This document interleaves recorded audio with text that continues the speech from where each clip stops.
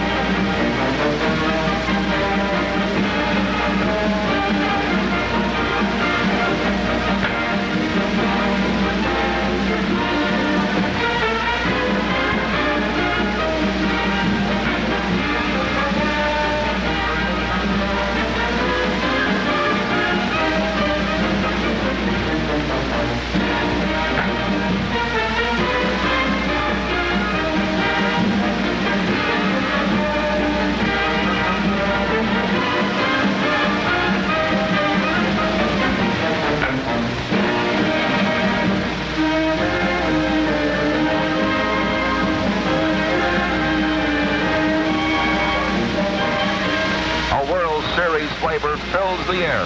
The crowd is eager and excited. And even Warren Spahn feels butterflies. Ball's big moments. It's opening day. The Cardinals' Ernie Broglio, like Spahny, a 21-game winner in 1960, hopes to put the Redbirds on the wing. Stan Musial and Red Schoendienst, two all-time St. Louis favorites, are reunited. Like Old Man River, Musial just keeps rolling along. If there's a better third baseman than the Braves' Eddie Matthews, it could only be the Cards' Ken Boyer. Wonderful Warren Spahn on the mound for Milwaukee begins his 17th Major League season. Julian Javier ambushes the Braves with a bunt and beats it out.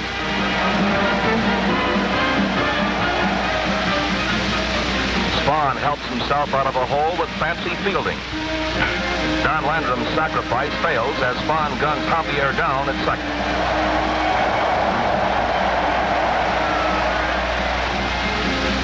A pitcher is only as good as his defense, and Spahny gets help here. Johnny DeMera turns tail to overtake Bill White's extra base bid. The Braves are out of the inning.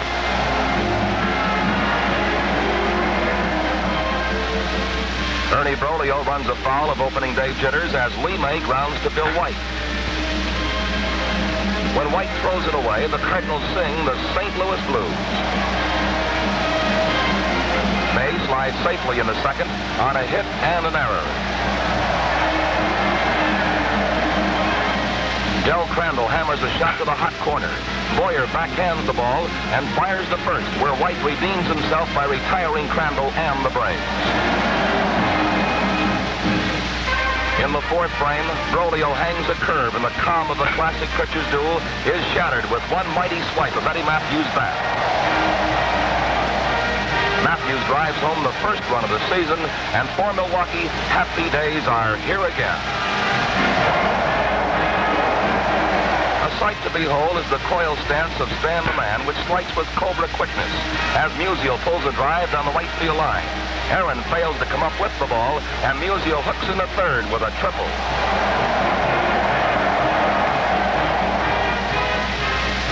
Things are always darkest before the dawn, and Spahn, who has given up only 2 hits thus far, gets out of trouble as Matthews spears Spencer's liner to end the inning.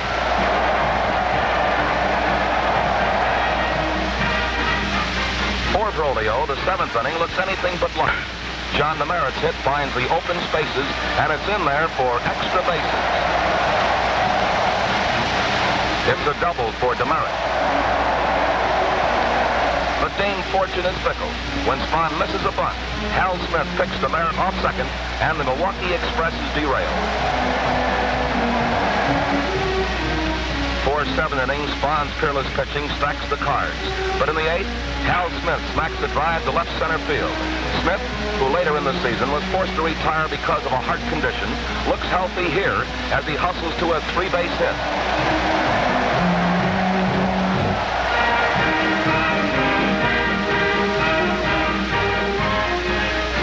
Pinch hitter Bob Neiman takes a tip from Wee Willie Keeler and hits one where they ain't.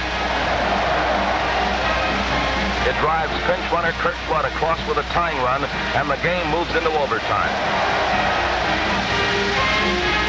In the top of the 10th, Darrell Spencer spoils Spahn's splendid effort with a game-winning home run. It's a bitter defeat for Braves fans, and this inability to hold the lead in the late innings was to haunt Milwaukee throughout the season.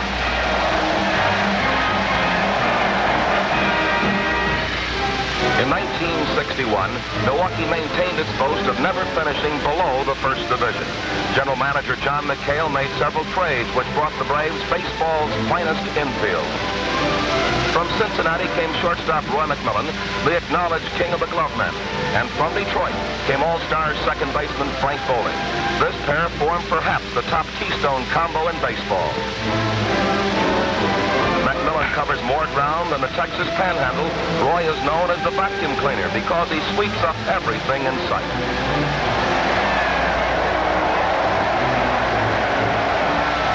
What the Cubs' Don Zimmer considers a base hit, McMillan's legal larceny transforms into a force-out.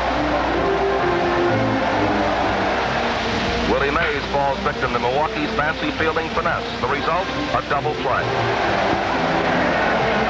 Don Notabart forces Don Hope to hit one on the ground. It goes bowling to McMillan to Adcock, and that's all she wrote.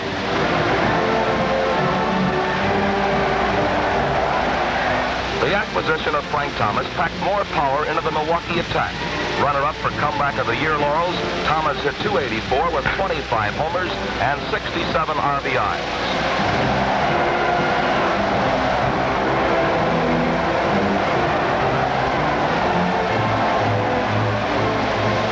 Thomas torments his former Pirate teammate Bill Mazeroski with a fine running catch that leaves Pittsburgh fans oohing and eyeing.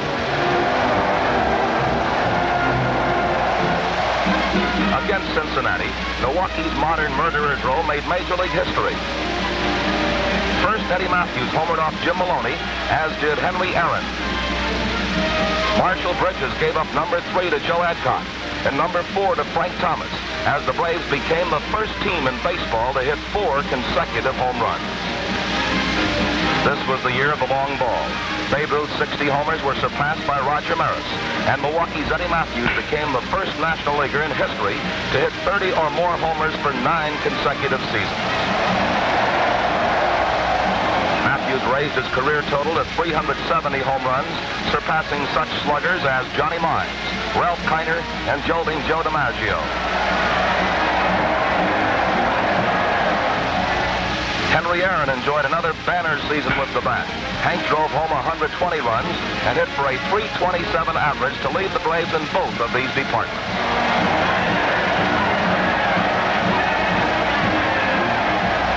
That's Joe Adcock digging in at the plate. On the mound, Jimmy O'Toole, the Red Legs' 19-game winner, gets Zimmerman.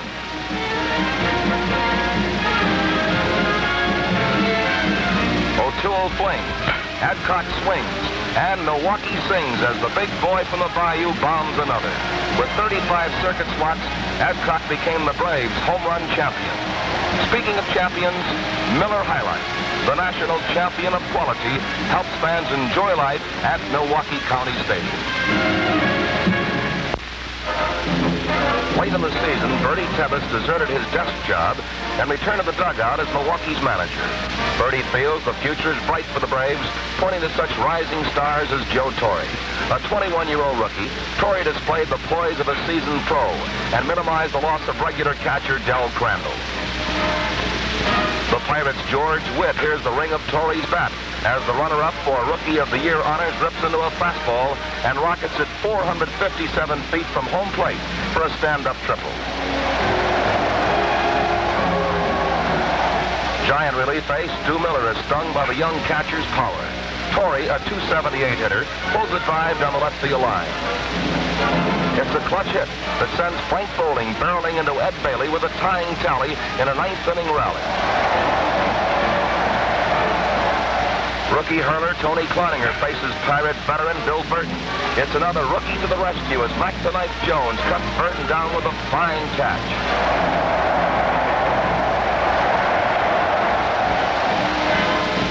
Warren Spahn comes in a little too true with a fastball. Pirate slugger Dick Stewart laces it. Mac Jones chases it, and it's a long, loud out.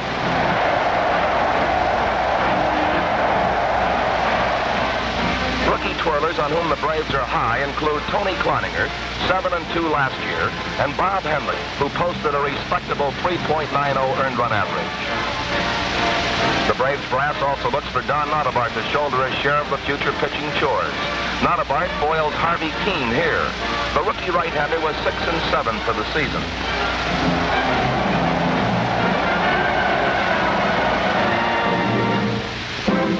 This is Warren Spahn, the greatest left-hander in National League history. At 40 years of age, Spahn was a 20-game winner for a record 12 times. He posted the lowest ERA in the league and pitched 1961's only no-hitter. Dizzy Dean, baseball grammarian, talks pitching with Lou Burdett, an 18-game winner for the Braves. Lou tells Dizzy he's disappointed they did not legalize the spitter, for Lou feels he needs another pitch. To all this, the Cubs' Ed Boucher says, "Phooey."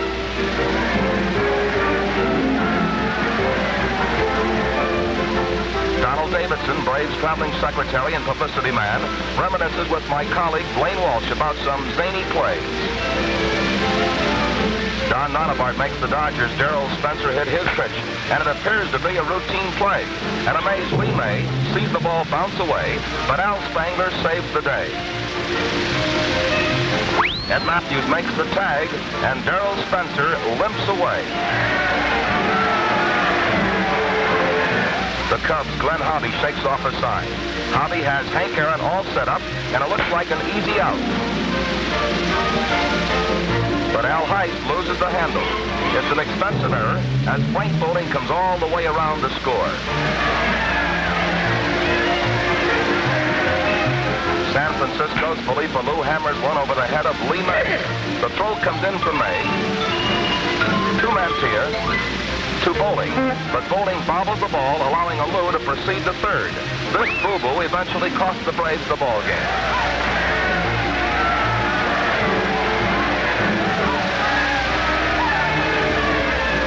At the Coliseum, Carl Willie walks the bases loaded and loses a shutout with a wild pitch. Maury Will scores while Los Angeles roars. Don Notabart is looking for a double play pitch, and this could be it. But watch closely, and you'll see that Roy McMillan misses the bag. The Yumps are on the ball. Safe at second, out at first. Frank Bowling bounces the ball up the middle, on which Don Zimmer makes a fine play. To err is human, and while you might have trouble convincing ball players that umpires are human, it does appear that Frank Descoli is in error here.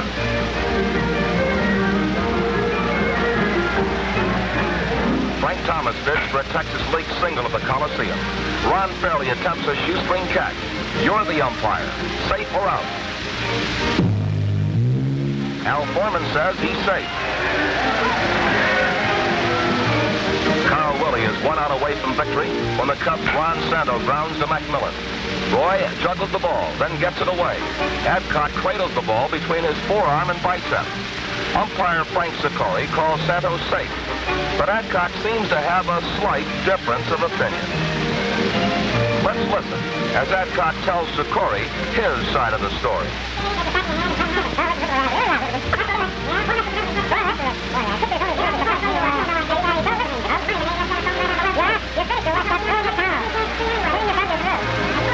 As long as there is baseball, there'll be rhubarbs. But as long as the umpires continue to call them as they see them, the game will be A-OK. Pittsburgh's Forbes Field found the injury-riddled Pirates far less frisky as they fell from first to sixth in one of the big disappointments of the season. Nevertheless, newfound fans turned out for autographs and still hollered, "Beat 'em Bucks." Roberto Clemente upheld a portion of Pittsburgh's prestige when he captured the National League batting crown. Even Warren Spahn fails to escape unscathed as Clemente clobbers one clear over the distant left field wall. An exciting player, Clemente's winning average of .351 was 8 points higher than the runner-up Veda Pinson. Philadelphia endured the dubious distinction of 23 consecutive losses, a modern Major League mark. Johnny Bazard finally ended the famine by beating the Braves. Don the Deacon Demeter figures prominently in the Phillies' rebuilding plans. Although Matthews, Aaron, and Adcock accounted for more home runs than the entire Phillies team, the Phils did enjoy one big moment against the Braves. Don Nonabart has the misfortune of serving up a grand slam home run to Charlie Smith. Despite Smith's heroics, the Phils managed to lose this game. Like no others in the league, Philly fans look forward to 1962. With New York and Houston coming into the league, they may surrender their lease on the cellar. While the Chicago Cubs didn't exactly turn the National League upside down, Wrigley Field rooters did have some chances to cheer. Billy Williams, the Cubs' 23-year-old outfielder, was named Rookie of the Year. Carl Willie learns how Williams broke Ernie Banks' home run record for Cub rookies. Billy pulled 25 homers, drove in 86 runs, and hit a solid .278.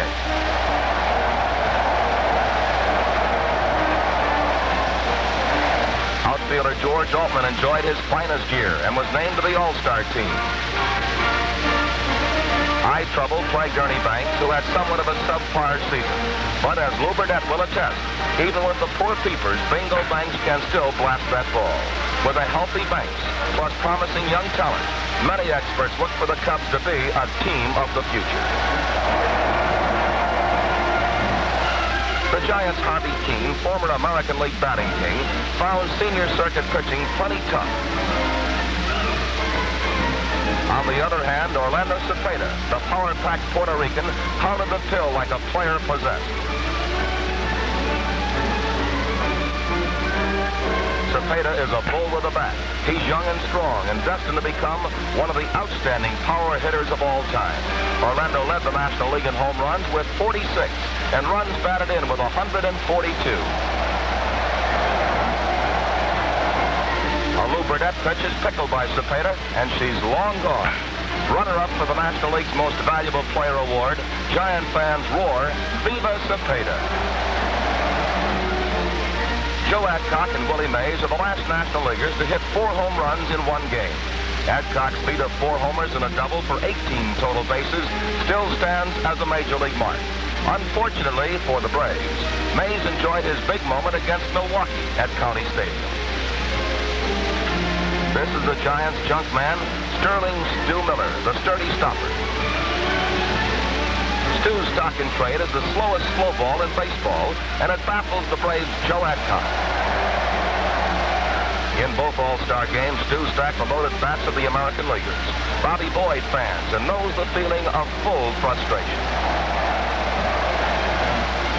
Giant fans enjoy life, and Miller highlights the entertainment by floating a called third strike past Gino Samoli.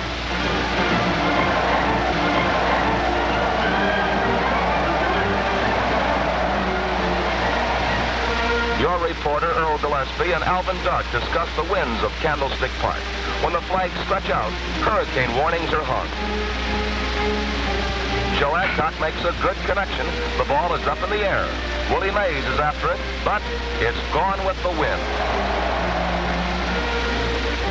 The elements are the same for all. And when Cepeda crunches the ball, it's on a non-stop flight over the wall. With the bases loaded, Warren Spahn winds up against Willie Mays. The Say Hey Kid really says something here as he rides one all the way for a grand slam. Ed Bailey's bat maintains the bombing barrage. This is the only park where spectators catch more balls than the outfielders. Jack Sanford pitching, and the record-wrecking blitz continues. Matthews mashes one that looks like it's never going to stop. Jim Davenport pulls a low liner under the wind to wind up a record 8 home run contest. When the breezes blow, Candlestick Park is no place for a pitcher. In 1961, baseball bid goodbye to the most maligned park in history, the Los Angeles Coliseum. The Dodgers' Don Drysdale, an open critic of the Coliseum, will no longer have to pitch with a famous Chinese wall at his back. Conversely, Wally Moon adapted his swing to the park and hit a healthy .328, the Dodgers' best. To young Ron Fairley, the Coliseum or Chavez Ravine only means a place to play. That's all he wants to do. Dandy Sandy Koufax, the flame-throwing southpaw, blazed his way into baseball's record books by striking out 269 hitters. Koufax comes a cropper as Joe Torre tags one. But the Braves are foiled by the screen. Wally Moon whips the ball home, and Roy McMillan is out in the final day game played at the Coliseum.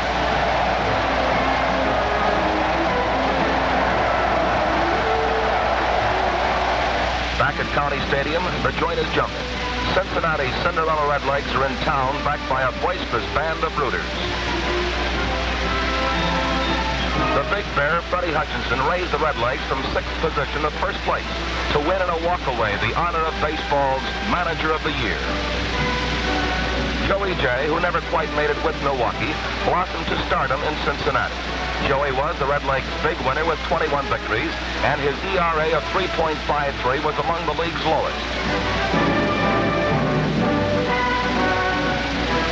Theda Pinson, said by many to be the fastest man in baseball, uses his tremendous speed to beat out a base hit against Don Nottebart.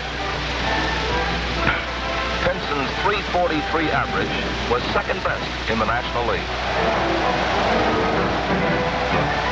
The robust bat of Frank Robinson rang out with 37 home runs and 124 RBIs.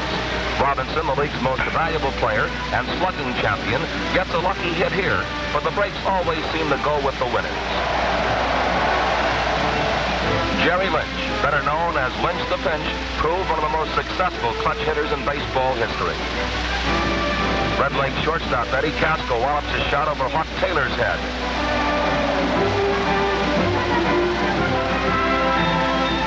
Jimmy O'Toole stumbles rounding third, and in an effort to get back to base, O'Toole touches off the biggest battle since Bull Run.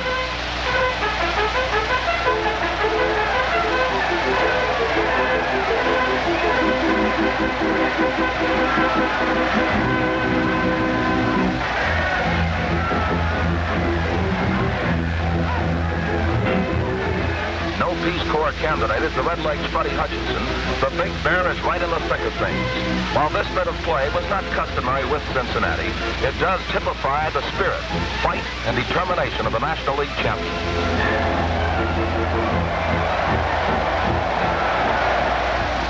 Law and order is restored at County Stadium, and the principals return to their corners. O'Toole is permitted to continue in the game, while Matthews, in spite of strong vocal support, is banished to the showers. Spectators, too, decide it's time to cool off, and the call goes out for the national champion of quality, the ideal way to enjoy life at the old ball game.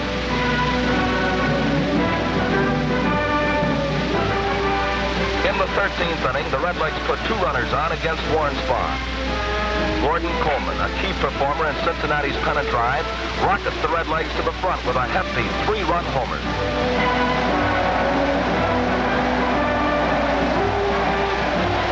Articulate Jim Brosnan, gathering notes for another novel, provides his own material by forcing McMillan to pop up.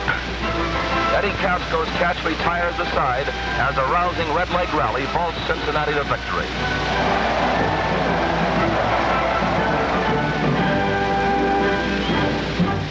Far and away, the big moment with the Braves in 1961 was the night of August 11th, when more than 40,000 Wisconsinites assembled to watch Warren Spahn pursue his 300th Major League victory.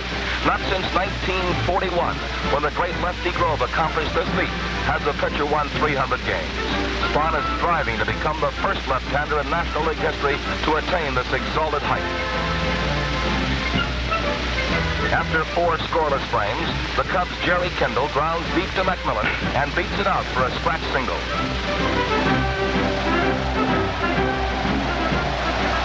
Spahn, who who won his first game in 1946, finds more trouble. Warren fields Dick Bertel's grounder, but his throw to second pulls Bowling off the bag. With Cub runners on first and second, Warren goes to work. Jack Curtis is called out on strikes, and the crowd goes wild. Curtis, Spahn's pitching opponent, was only 9 years old when Warren won his first game. Joe Torre's left field liner is bobbled by Billy Williams, and Torre hustles head first in the second. The huge throng whoops it up as the Braves bid to break the scoreless tie. Curtis tries to cross up McMillan with a slow curve, but Roy times the pitch perfectly and hits it past a diving Don Zimmer. Fast fielding by George Altman forces Torre to hold at third.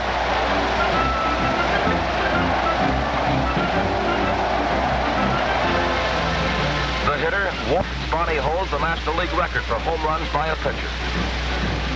Young Jack Curtis, who's been matching Spahn on the mound, can't cope with Warren at the plate.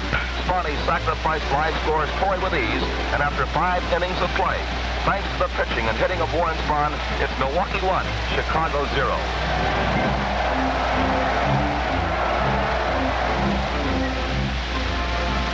Going into the 6th stanza, Spahn has permitted only 2 hits, but Don Zimmer puts a damper on Milwaukee's merry mood with a solid single to left.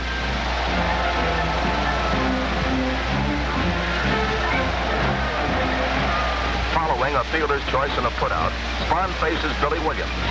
The Cubs Rookie of the Year connects for a safety to right. Aaron fires it back to the infield, but Santo is safe at second. Andre Rogers wraps a single to center that sends Santo hurrying home with a tying run, and it's a brand new ball game.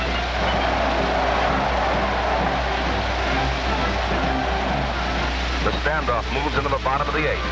Curtis fires, and Gino Samoli strokes his biggest hit of the year. It's into the left field seats for a home run. Gino is jubilant as he puts the Braves on top 2-1.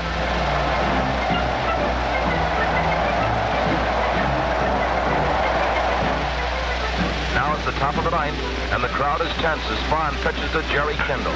Kindle connects, but Samoli comes up with the ball for the big defensive play of the game.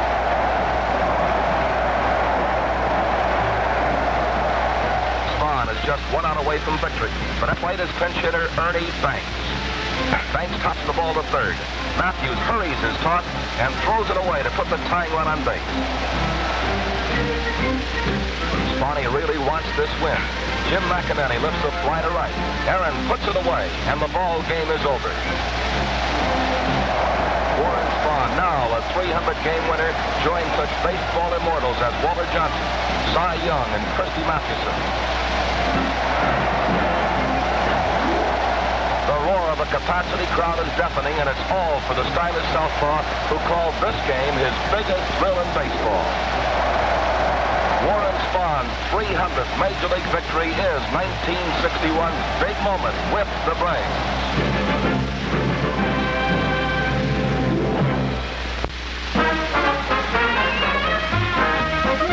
This has been a special film presentation by Miller High Life, the national champion of quality.